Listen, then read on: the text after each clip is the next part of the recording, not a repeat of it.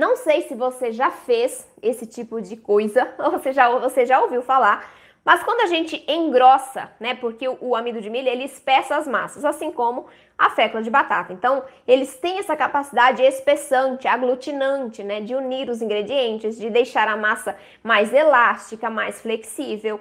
Só que quando eu uso esses dois espessantes dentro de um creme, dentro de um recheio de bolo, por exemplo, vamos supor que a gente usou para espessar o recheio o amido de milho. O que acontece com o amido de milho, um recheio espessado com amido de milho dentro do freezer, quando eu congelo esse amido, né? Quando eu congelo esse recheio, esse creme?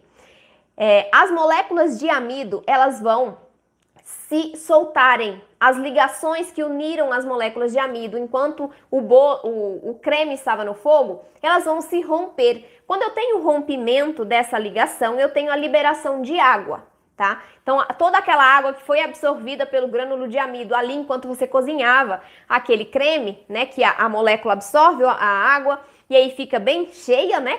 E aí você tem o espessamento do creme.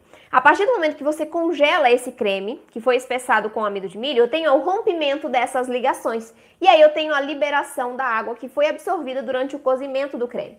O que isso vai proporcionar para a minha receita?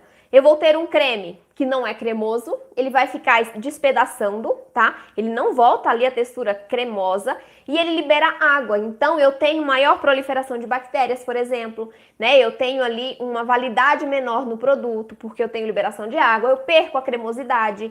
Então tem todas essas consequências quando você espessa um creme, um recheio com amido de milho. Entretanto, a capacidade espessante do amido de milho é muito maior do que a da fécula de batata. Quando você está fazendo um recheio ali, você coloca o amido, né, cozinha, e aí ele tá cremoso ainda. À medida que ele vai esfriando, ele vai ficando mais firme.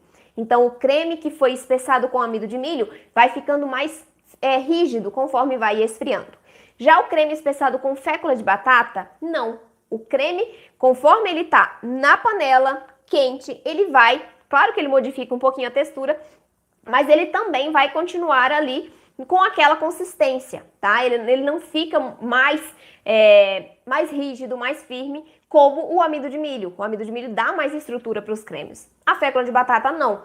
Então, eu não gosto de utilizar a fécula para espessar os cremes. Só que aí eu tenho que cuidar para não congelar um recheio, né? Eu não posso congelar o recheio que foi utilizado o amido de milho, tá?